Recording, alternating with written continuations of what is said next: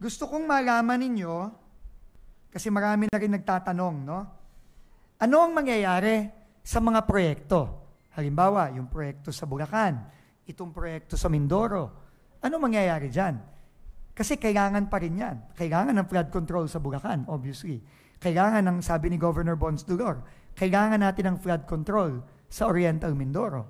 So, gusto ko malaman sa inyo na may separate tayong team aparte dun sa mga nagfa-file ng criminal cases dito sa mga proyektong talagang binastos nitong mga contractor at ibang kawani ng DPWH na to at ninakaw ang pera ng tao at obviously either walang ginawa o substandard ang ginawa, nag-assign tayo ng separate team para habulin yung mga contractor na binaboy ang mga proyektong ito.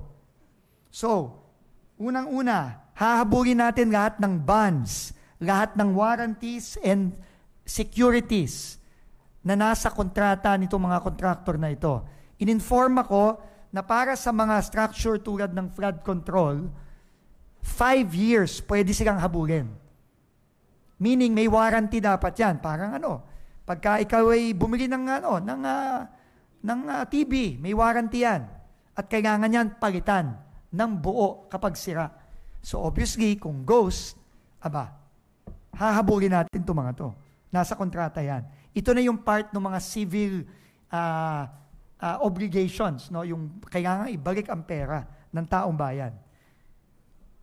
Isa pa na i-anunsyo ko ngayon, aparte dun sa paghabol sa bonds, sa warranty, sa securities, next week, pupunta po ako, nag-set po ako ng meeting sa Monday ba?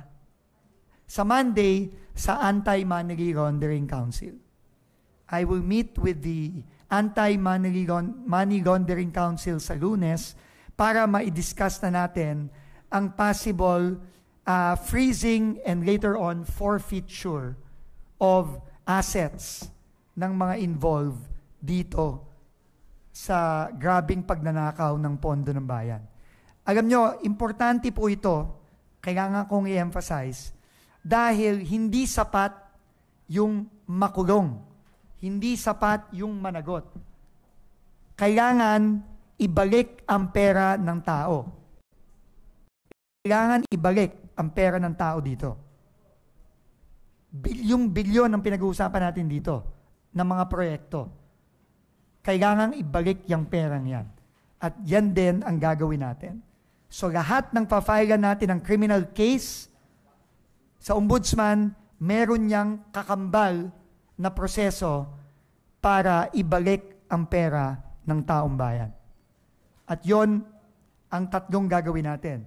Bonds sa kontrata, warranties and securities sa kontrata, at third, makikipag-ugnayan tayo sa Anti-Money Laundering Council para sa eventual freezing at forfeiture ng kanilang mga assets para maibalik ang pera ng taong bayan. So yun po, no, ang aking tatlo